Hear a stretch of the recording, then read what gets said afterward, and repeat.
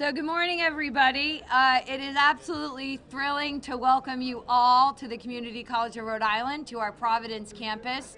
Whoever ordered the weather so we could have this outside, thank you. As I watched everyone get out of their cars and walk up to this space, what I was struck by, to a person, there were smiles from one side of the face to the other. I saw people with tears in their eyes, and the more I look around at this room and this space, I see many mothers and fathers of the bill and the legislation that Governor McKee is here to sign. So I want to begin just by welcoming all of you. I especially want to acknowledge the mothers that I see that are here who have been behind us. I see Ava Mancuso out in the audience. I see Senator Cano. I see Representative Diaz. And I want to start just by thanking you for keeping this up in front and making sure that Rhode Island understood just how important this is. So thank you so much. You know, all four of our campuses serve so many Rhode Islanders that are immigrants and who left their home countries in order to come to this one in search of a better life. Obviously, as a college president, I believe it is absolutely fundamental that those immigrants have an opportunity to a high quality and extremely affordable education. And at the Community College of Rhode Island, we are incredibly proud to have served hundreds and hundreds of immigrants and their families and making a path forward from our college, ideally into our colleagues' institutions at Rhode Island College and the University of Rhode Island. We'd like to see a whole lot more of that happen, and we know that with this law, many more Rhode Islanders will learn about what's possible and come into our doors. So on behalf of everyone here who made today possible, I want to say thank you, and it is now my pleasure to turn it over to Governor McKee. Governor.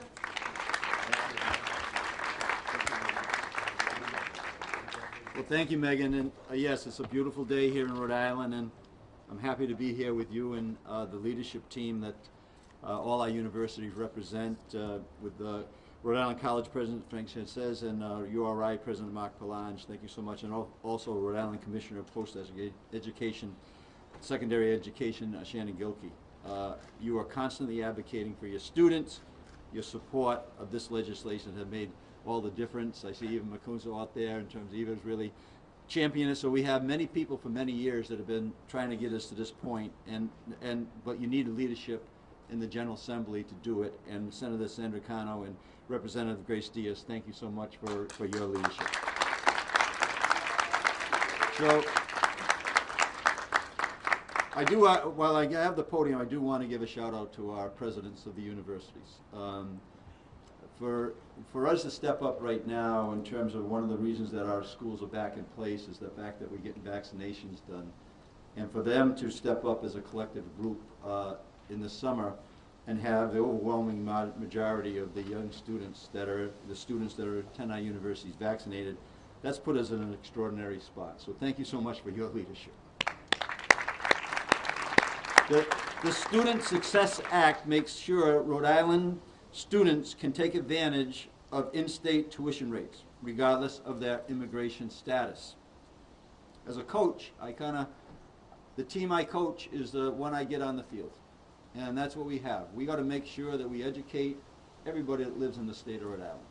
And this bill sends a strong message to do just that. No matter your immigration status, you are a Rhode Islander.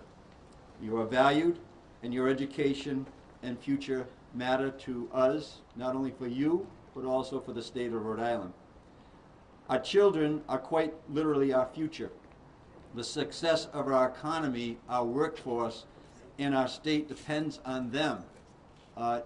We certainly are coming out of the pandemic right now, knowing that right now we need to match up workforce with the employers, the business owners. It becomes so important that we continue to work on education levels for everybody that lives in the state of Rhode Island.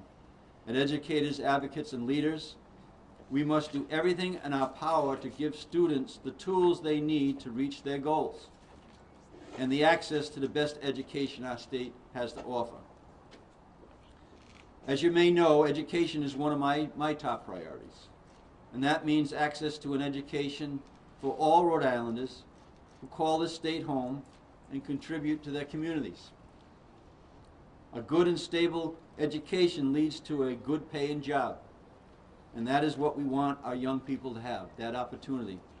One of my main goals as governor will be to raise per capita income for everyone that lives in the state of Rhode Island. Education is that ticket. Education is that path that will allow people to access their potential earnings in a way that they're not stopped because they're not able to get the education that they need. We want Rhode Island to be a place that you can continue to learn, to work hard, and to succeed. And to the students out there, we ask you to do your best every day. And knowing that your best is hard work. And only you know whether you've done your best. So take advantage of this opportunity. I'm proud to be governor of a state that prioritizes equity and supports the students who may need our support the most.